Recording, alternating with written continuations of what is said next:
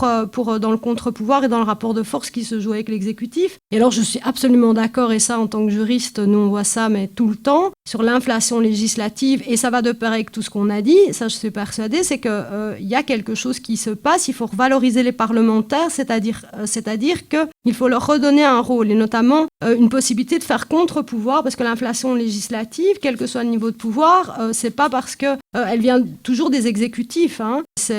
Alors, il y a l'inflation, le fait qu'il y a de plus en plus de lois ou de normes, mais aussi le fait qu'il y ait des normes de plus en plus mammouths, les lois fourre-tout et les lois mammouths, tout ça contribue largement à ce que tu décris, un univers qui est quand même peu lisible, qui n'est pas très sécure, qui n'est pas stable, qui est aléatoire, ou qui donne cette impression. Parce que quand tu disais que finalement les gens ont une mauvaise perception et qu'ils doivent s'informer, ça je suis d'accord, enfin qu'ils doivent s'informer bien sûr, mais par contre, là où je suis pas tout à fait d'accord, c'est qu'en Belgique singulièrement, je le sais puisque je donne le droit constitutionnel, alors vas-y pour expliquer BHV à la COCOF, des jeunes de 20 ans, donc c'est qu'il y a aussi quand même une complexité dont les citoyens ne sont pas responsables. Et souvent, il me semble, notamment du côté francophone, et j'en ai parlé tout à l'heure dans l'univers représentatif comme ça à Couloir, on a fait payer trop, je pense, la charge de la complexité. On l'a mis sur le dos des citoyens sans l'accompagner. Un bête exemple qu'on connaît tous, c'est les cours de citoyenneté qu'on est péniblement en train de mettre en place pour d'autres raisons que,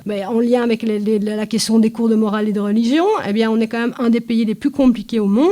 C'est incroyable qu'on n'ait pas de cours de citoyenneté dès très tôt et pendant tout le cursus. C'est un exemple parmi d'autres. Donc, les citoyens qui ne sont pas informés, qui doivent faire confiance aux élus, qui savent mieux, oui, de toute façon, tout le monde doit s'informer, c'est sûr, mais après, la prémisse me fait quand même aussi penser à c'est la prémisse déjà du 19e siècle, que je citais, c'est finalement les élus sont éclairés et les électeurs ne le sont pas. Bon, moi, je crois que tout ça peut être nuancé. Il y a, notamment chez les jeunes, qu'est-ce qu'ils sont informés, donner cours maintenant, c'est pas donner cours comme avant, puisqu'ils sont tout le temps « Ah, madame, vous avez dit ça, mais c'est pas vrai. » Il faut être vachement plus fort qu'avant pour donner cours, ou en tout cas assumer la certitude de ses doutes, ce que je fais à chaque fois. Mais après, donc, tous les élus ne sont pas éclairés non plus. Ça, je suis désolée, ce n'est pas vrai. Moi, l'élu sur le piédestal qui va éclairer le reste de la nation, ça dépend. Ça, c'est à nuancer. Et une fois de plus, moi, je crois que c'est dans le dialogue et qu'on ne peut pas couper les choses de manière aussi claire. Et que les élus, la première information qu'ils n'ont pas, souvent parce qu'ils sont élus, c'est ce qui se passe quand on est simple électeur. Et rien que pour ça, il y a un intérêt à ce que l'information circule beaucoup mieux entre de part et d'autre. Oui, d'accord. C'est pas forcé. Non, d'accord, surtout. Une question que je me pose, c'est les modalités de la circulation de l'information. Parce qu'en fait, il y a beaucoup d'échanges. Et donc, il y a beaucoup d'échanges. Il y a beaucoup de lieux d'échange par rapport à beaucoup d'autres pays, et notamment du fait qu'on est un petit pays. En fait, tout le monde connaît un élu. Ce qui n'est pas le cas en France, par exemple, dans des grands pays. Mais si même un élu local, dans sa commune, en tout cas beaucoup, quoi. Et si on compare à des grands pays, il y a vraiment une grosse différence. Donc il y a beaucoup d'échanges, mais ces échanges, force est de constater qu'ils produisent plus forcément du bon. Donc quelle est la modalité de l'échange d'informations ? Alors est-ce que ça doit être formalisé dans certaines instances avec du tirage au sort, du machin, j'en sais rien. Mais il ne s'agit pas simplement d'échanger. Il y a une façon d'échanger qui fait que c'est productif ou pas. Comme ils se sont permis tous les deux de faire une conclusion à moitié suicidaire. J'ai le droit de faire la même chose. J'ai dit à moitié, il y a l'autre moitié. C'est sa moitié à lui, alors. D'accord. Alors, deux mots sur la conclusion positive, la jeunesse, et sur un des points du que faire de Joël qui est balayé devant sa porte. Sur la jeunesse, je pense qu'il y a vraiment de tout. Je vais vous donner deux exemples qui sont liés au travail qu'on fait à la revue. Bon, pour le moment, après 20 ans, vous imaginez bien que les fondateurs commencent à être fatigués, tout doucement, sont poussés vers la retraite. Pour le moment, on essaie de renouveler l'équipe et on y arrive. C'est pas facile. C'est pas facile de trouver de la place. D'abord, c'est pas facile de faire dégager les vieux. Et puis, c'est pas facile de donner confiance à des jeunes qui sentent bien qu'on les guette au tournant. Bon, de ce côté-là, c'est positif. Mais alors, l'autre versant de l'affaire, c'est le numéro 102. Là, voilà, vous voyez sur la couverture, là, le numéro 100 et le numéro 101. Dans de nouvelles techniques, on prépare les numéros un an à l'avance. Rectifier le tir si c'est nécessaire. Imaginez-vous que le numéro 102 porte sur la gauche médicale. Et en fait, on s'est rendu compte qu'il y a eu dans les années 70-80 une efflorescence incroyable de médecines alternatives qui ont donné naissance à tout le réseau des maisons médicales et que maintenant, tous les gens qui ont lancé ça, tout doucement, prennent leur retraite méritée. Et on regarde la relève. Et on se rend compte que... Enfin, je ne sais pas ce qu'on imaginait. On imaginait qu'on aurait pu trouver des gens qui avaient la même fibre militante et altruiste du début. On ne la trouve pas du tout. et nos potes qui essaient de travailler avec les étudiants en médecine, qui mènent de bons combats sur l'affaire du numerus clausus, etc. Mais leur projet de vie n'est plus du tout celui-là. Et quand ils rentrent dans les maisons médicales, parce que quand même certains y rentrent, ils y rentrent parce que c'est un emploi plutôt sympathique, hein, mais ils sont travailleurs, et ils ne sont pas patrons. Et toute cette espèce. Et ça, vous l'avez vécu, donc c'est dans le que faire. Vous l'avez vécu, les gens d'ici qui ont un certain âge, quand vous avez créé votre association. Et donc là, c'est le truc difficile, et qui lui est tout à fait spécifique, je pense, à la Belgique. On a un pays où le service public est pris très largement en charge par des structures qui ne sont pas strictement publiques. Alors ça se manifeste dans la santé, dans l'enseignement. Hein. On est un pays, ça vous invitez des Français, ils ne comprennent rien. Ils ne comprennent pas que la majorité de nos enfants vont dans des écoles qui ne sont pas publiques. Et même dans des écoles catholiques, alors que franchement, la fréquentation de la messe n'est pas terrible. Malgré tout, les écoles catholiques se portent très bien. Et en communauté française, 55% des gosses y vont. Bon, dans l'hôpital, c'est pareil. On a des hôpitaux mutualistes, il y a des universités, mais les hôpitaux publics, c'est la minorité aussi. Bon, ça, c'est évidemment les trucs les plus bureaucratiques, les plus gros. Mais même des plus petites associations, je sais pas, genre Lire et Écrire ou le CIRE, qui font de l'accueil des demandeurs d'asile et tout ça, ça a commencé comment ? Ça a commencé par des militants qui ont réussi à faire reconnaître aux autorités publiques que ce qu'ils faisaient était d'intérêt public. Et donc, ont réussi à faire financer leur association. Finançant leur association, ils ont pu créer des emplois. En général, les premiers militants se sont engagés eux-mêmes. Et puis, ça s'est institutionnalisé. Et ça, c'est, je trouve, un énorme problème. Parce qu'on sait très très bien, crise des finances publiques. Je sais très très bien que c'est pas une crise neutre sur le plan politique. Hein. Il y a aussi des questions de financement. Mais en gros, c'est difficile aujourd'hui. Et où sont les espaces pour permettre à de nouvelles émergences d'être reconnu. Hein. C'est pareil avec les théâtres, avec la culture d'ailleurs. Hein.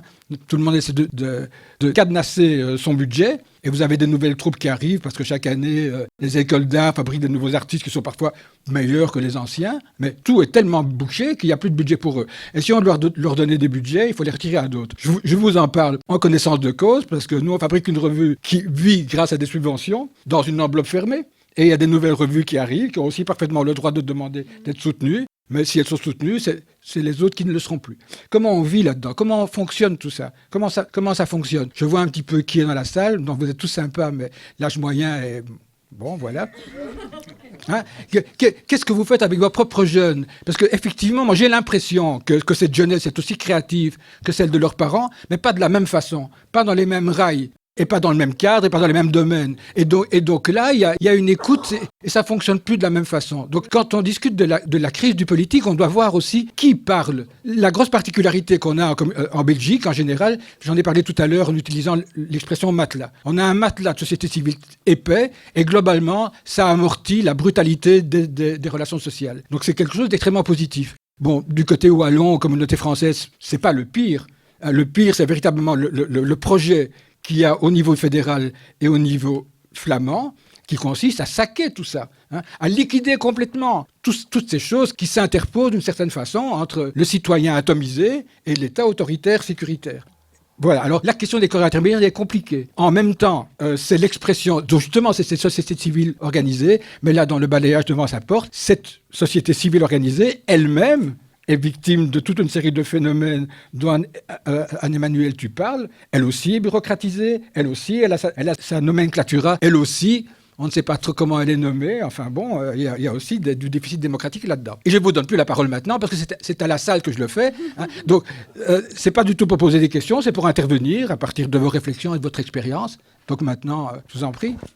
Voilà, juste un mot, je ne sais pas si c'est vraiment c'est pas vraiment une question, mais ce qu'a dit Joël tout à l'heure m'a fait penser à une expérience. Moi, ça fait longtemps que je suis un observateur actif d'abord du monde associatif et médico-social, et puis depuis quelques années maintenant un acteur dedans. Donc, et je trouve on a une vocation dans le secteur associatif, médico-social, qui est censé faire vivre à un moment donné cette démocratie, à se tirer une balle dans le pied soi-même, effectivement. Mais il ne faut pas aller chercher les petites organisations. Les grandes organisations ont un art consommé à rentrer dans la logique, qui est une espèce de logique dogmatique, qui est notamment la logique de la rentabilité, de l'efficience à tous les étages. On la combat quand on est dans les instances, et au moment où il faut l'appliquer dans son organisation, on ne la combat plus du tout. On suit tout à fait le mouvement. 3 petits exemples très brefs. Le premier, je pense à cette grande organisation médico-sociale qui, à un moment donné, pour choisir son service informatique, décide de faire un appel au marché et va choisir une organisation en Inde parce que c'est moins cher dont on n'a absolument aucun contrôle sur les conditions sociales dans lesquelles les travailleurs vont travailler. D'ailleurs, ça a posé un petit problème. Un deuxième exemple tout bête, c'est une organisation qui défend les travailleurs, les intérêts des travailleurs et qui négocie notamment le chapitre sur la santé sociale et qui décide de choisir à un moment donné un opérateur pour sa propre santé sociale de ses travailleurs qui prône une réduction drastique du temps consacré à chacun des travailleurs en santé au travail. C'est à mourir de rire, hein. Donc alors, même au-dessus des normes qui sont même proposées par le ministre lui-même, qu'on ne peut pas soupçonner pour le moment d'être franchement de gauche. Donc c'est assez étonnant, c'est vraiment assez étonnant. Et alors on a encore comme ça des exemples à n'en plus finir. Par exemple, ces grandes organisations comme les hôpitaux, qui sont gérées par des gens qui défendent et qui s'affichent, des patrons qui s'affichent comme défendant une médecine totalement libérale. J'ai encore eu une discussion hier, hein, donc c'est très frais encore dans ma mémoire, avec un de ces patrons qui m'expliquait que lui allait défendre de toute manière une politique de libéralisation des honoraires, parce que c'était bon pour les finances de son hôpital, et l'hôpital est géré par des organisations de mutualistes. Et c'est eux qui ont choisi ce même patron. Donc on peut vraiment se tirer une balle dans le pied, hein. Moi, je voudrais juste réagir à ça, si je peux, parce que dans les universités, on a un peu ça aussi. Donc, je fais partie d'un groupe de réflexion qui s'appelle Des Excellences, parce qu'on est de plus en plus soumis à des critères de rentabilité. Et c'est pour ça que je voulais réagir, parce que parfois, on n'a pas le choix aussi dans certains secteurs. Je ne sais pas dans vos secteurs à vous, mais à l'UNIF, avec le ranking, les classements PISA, on est soumis à des critères de rentabilisation importés de techniques de managering auxquelles moi, je n'ai jamais rien compris. Balayer devant notre porte, c'est vrai. Nous, on essaye. Alors, avec certains chercheurs, on a fait un mouvement de critique de ça. Après, c'est très compliqué parce que je ne sais pas comment ça se passe, mais si les subventions ou les dossiers sont classés sur base de, on en parlait tout à l'heure, de critères de rentabilité ou de résultats ou de machin, eh bien, la capacité à résister à ça, nous les chercheurs notamment, on est classés, nos dossiers sont classés comme ça, avec des choses absurdes aussi. Je donne toujours cet exemple que je trouve savoureux, c'est une chercheuse, donc on est classé en fonction du nombre de fois qu'on est cité. Alors, elle était maligne, elle a dit une énormité, mais je ne sais pas, l'énormité, c'était, voilà, la couleur, ça c'est mauve, tout le monde sait que ce micro est orange, il n'est pas mauve. Et comme c'était une énormité, elle a été citée incroyablement par tous, Cantra, et alors tout le monde l'a citée, donc son taux de citation a monté, et donc son dossier aussi. Voilà les aberrations qui sont produites par ce genre de système. Et alors, et ça ressemble peut-être à ce que vous avez dit, c'est qu'on a beau savoir que c'est des... Ça, j'observe dans les universités, on a les mêmes on trouve tous qu'au fond, ça ne va pas d'un... On la combat quand on est dans les instances, et au moment où il faut l'appliquer dans son organisation, on la combat plus du tout. On suit tout à fait le mouvement. 3 petits exemples très brefs. Le premier, je pense à cette grande organisation médico-sociale qui, à un moment donné, pour choisir son service informatique, décide de faire un appel au marché et va choisir une organisation en Inde parce que c'est moins cher, dont on n'a absolument aucun contrôle sur les conditions sociales dans lesquelles les travailleurs vont travailler. D'ailleurs, ça a posé un petit problème. Un deuxième exemple tout bête, c'est une organisation qui défend les travailleurs, les intérêts des travailleurs et qui négocie notamment le chapitre sur la santé sociale et qui décide de choisir à un moment donné un opérateur pour sa propre santé sociale de ses travailleurs qui prône une réduction drastique du temps consacré à chacun des travailleurs en santé au travail. C'est à mourir de rire, hein. Donc alors, même au-dessus des normes qui sont même proposées par le ministre lui-même, qu'on ne peut pas soupçonner pour le moment d'être franchement de gauche. Donc c'est assez étonnant, c'est vraiment assez étonnant. Et alors on a encore comme ça des exemples à n'en plus finir. Par exemple, ces grandes organisations comme les hôpitaux, qui sont gérées par des gens qui défendent et qui s'affichent, des patrons qui s'affichent comme défendant une médecine totalement libérale. J'ai encore eu une discussion hier, hein, donc c'est très frais encore dans ma mémoire, avec un de ces patrons qui m'expliquait que lui allait défendre de toute manière une politique de libéralisation des honoraires, parce que c'était bon pour les finances de son hôpital, et l'hôpital est géré par des organisations de mutualistes. Et c'est eux qui ont choisi ce même patron. Donc on peut vraiment se tirer une balle dans le pied, hein. Moi, je voudrais juste réagir à ça, si je peux, parce que dans les universités, on a un peu ça aussi. Donc, je fais partie d'un groupe de réflexion qui s'appelle Des Excellences, parce qu'on est de plus en plus soumis à des critères de rentabilité. Et c'est pour ça que je voulais réagir, parce que parfois on n'a pas le choix aussi dans certains secteurs. Je ne sais pas dans vos secteurs à vous, mais à l'UNIF, avec le ranking, les classements PISA, on est soumis à des critères de rentabilisation importés de techniques de managering auxquelles moi je n'ai jamais rien compris. Balayer devant notre porte, c'est vrai. Nous, on essaye. Alors, avec certains chercheurs, on a fait un mouvement de critique de ça. Après, c'est très compliqué parce que je ne sais pas comment ça se passe, mais si les subventions ou les dossiers sont classés sur base de, on en parlait tout à l'heure, de critères de rentabilité ou de résultats ou de machin, eh bien, la capacité à résister à ça, nous les chercheurs notamment, on est classés, nos dossiers sont classés comme ça, avec des choses absurdes aussi. Je donne toujours cet exemple que je trouve savoureux, c'est une chercheuse, donc on est classé en fonction du nombre de fois qu'on est cité. Alors, elle était maline, elle a dit une énormité, mais je ne sais pas, l'énormité, c'était, voilà, la couleur, ça c'est mauve, tout le monde sait que ce micro est orange, il n'est pas mauve. Et comme c'était une énormité, elle a été citée incroyablement par tous, Cantra, et alors tout le monde l'a cité, donc son taux de citation a monté, et donc son dossier aussi. Voilà les aberrations qui sont produites par ce genre de système. Et alors, et ça ressemble peut-être à ce que vous avez dit, c'est qu'on a beau savoir que c'est des... Ça, j'observe dans les universités, on a les mêmes on trouve tous qu'au fond, ça ne va pas d'importer des systèmes de managering dans la recherche, et alors certainement aussi dans l'enseignement, mais n'empêche que toutes les universités jouent le jeu quand même de ce classement. Il faut toujours croire qu'on a le choix, sinon on abandonne. Moi, je suis d'accord, mais je crois aussi que c'est, par exemple, notamment, je pense aussi ça, si vous voulez, mais je crois que c'est pas toujours facile. Moi, je vois les jeunes chercheurs, les jeunes dont on parlait, là, de 20 ans, là, qui sont soumis à tout ce qu'on a déjà dit, et qui vont être soumis à ces... C'est comme ça qu'on va les recruter. Et vous imaginez même pas, les jeunes chercheurs, là, quand ils arrivent, ils ont déjà 4 diplômes, ils ont fait 5 pays, ils parlent 12 langues. En une vie, je ne pourrais pas faire tout ce qu'ils ont fait, alors qu'ils ont 22 ans et ils sortent des études. Et ils sont soumis, peut-être que ça rejoint ce que tu disais d'ailleurs, c'est que peut-être qu'en effet, ils ont une autre conception aussi du bien collectif, parce que eux, c'est tellement la survie. Enfin, je dis, il y a une espèce de compétition qui leur a imposé. Alors, est-ce qu'ils ont le choix? Vous allez dire, oui, mais ils ont le choix de ne pas faire la carrière à l'université. Oui, c'est vrai. Mais s'ils veulent être chercheurs, en tout cas, eux, les jeunes là, qui arrivent, au départ, ils doivent se plier. Moi, alors je dis, il faut s'y plier peut-être, et puis critiquer de l'intérieur.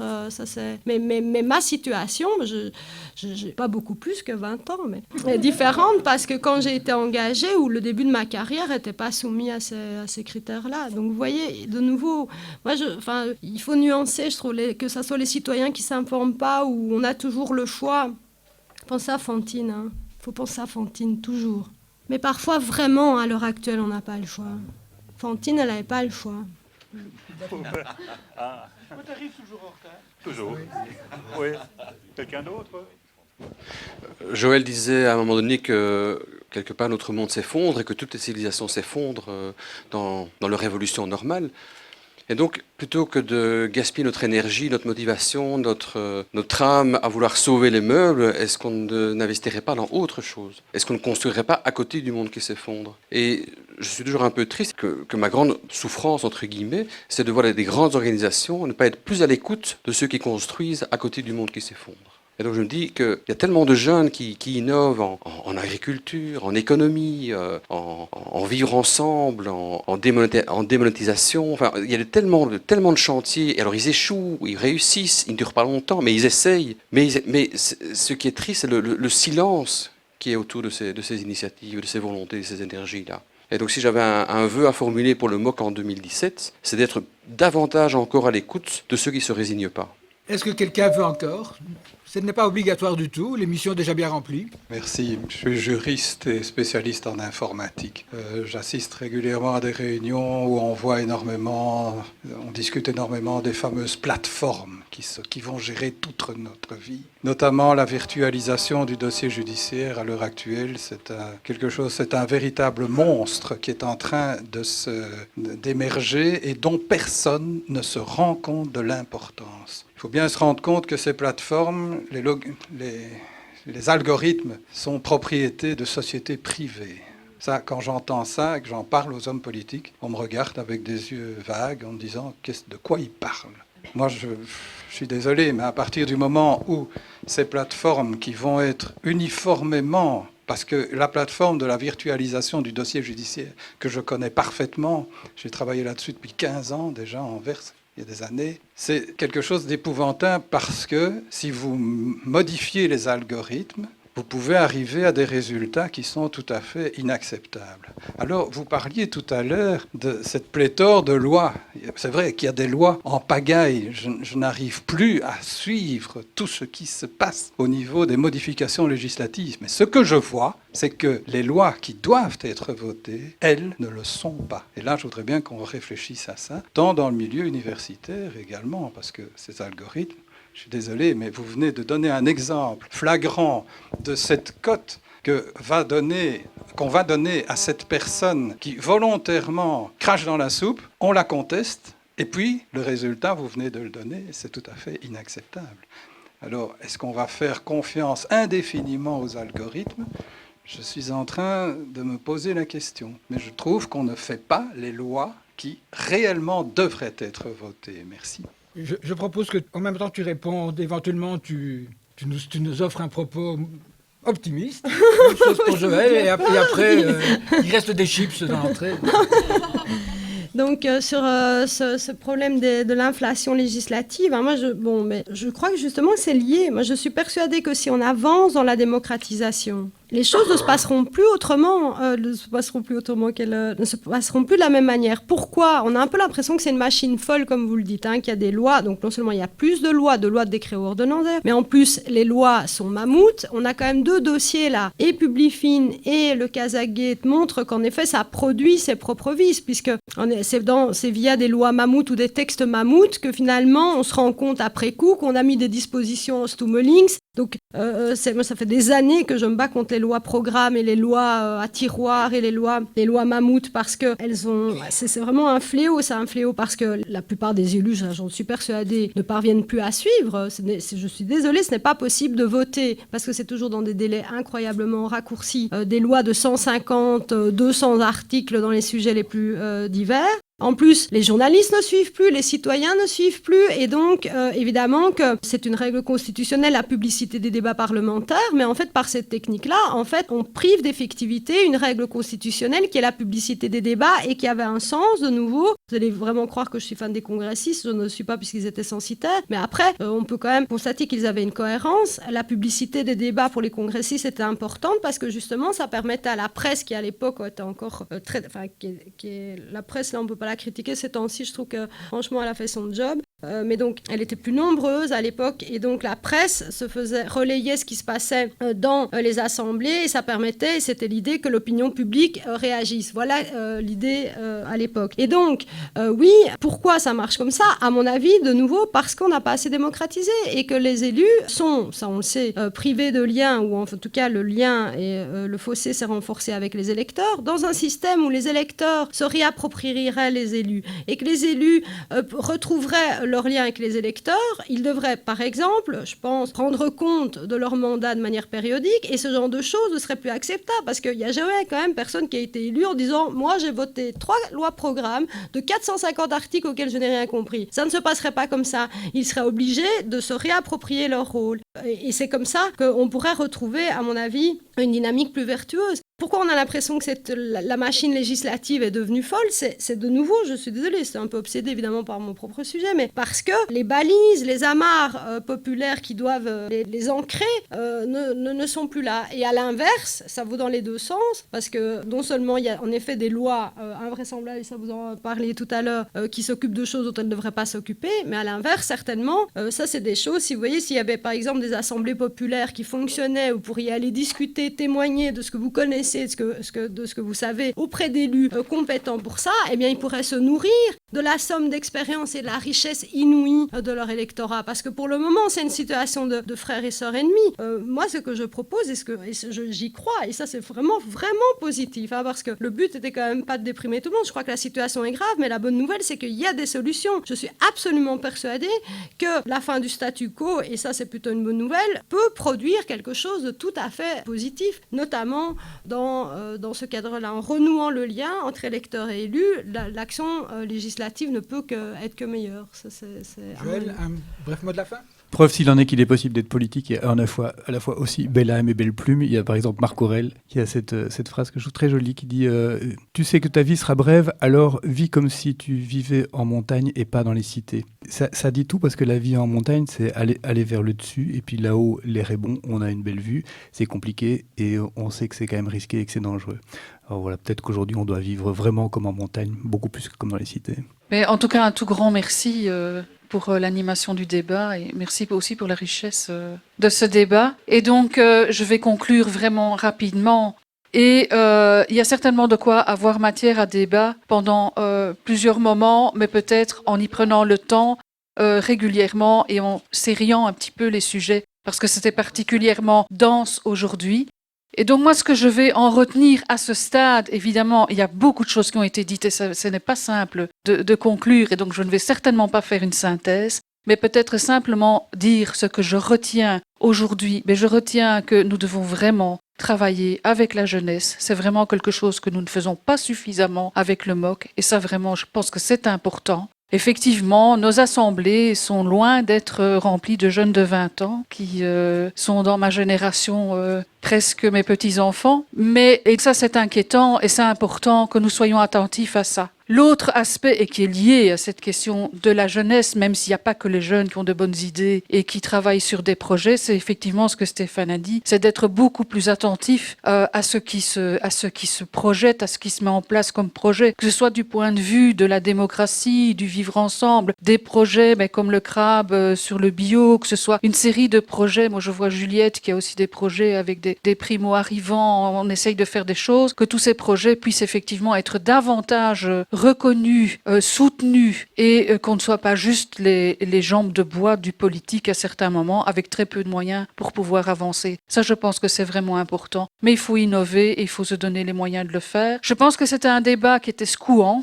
Il n'est pas consensuel, donc je pense que ça nous fait du bien, donc c'est pas spécialement dépressif, on n'est pas obligé de se suicider tout de suite après, au contraire je pense que ça peut nous donner un petit peu de coup d'adrénaline pour relever les défis qui nous amènent cette année-ci en 2017, mais aussi avec la perspective de 2018 et 2019 qui seront 2 années d'élection, et donc il est d'autant plus temps de s'y préparer, de faire en sorte qu'on puisse comprendre les enjeux au niveau de la population. Et là, nous avons aussi une responsabilité importante avec le travail d'éducation permanente, d'éducation populaire qu'on peut faire avec les gens qui sont éloignés de ces questions, qui n'y comprennent rien. Et donc là, on a vraiment du gros boulot à faire aussi. Donc on va devoir se retrousser les manches et s'y mettre un fameux coup en 2017 pour arriver en 2018 avec des propositions concrètes pour qu'on arrive à faire un projet de société qui soit réellement solidaire et égalitaire. Voilà, donc je vous souhaite à tous une excellente année combative pour 2017.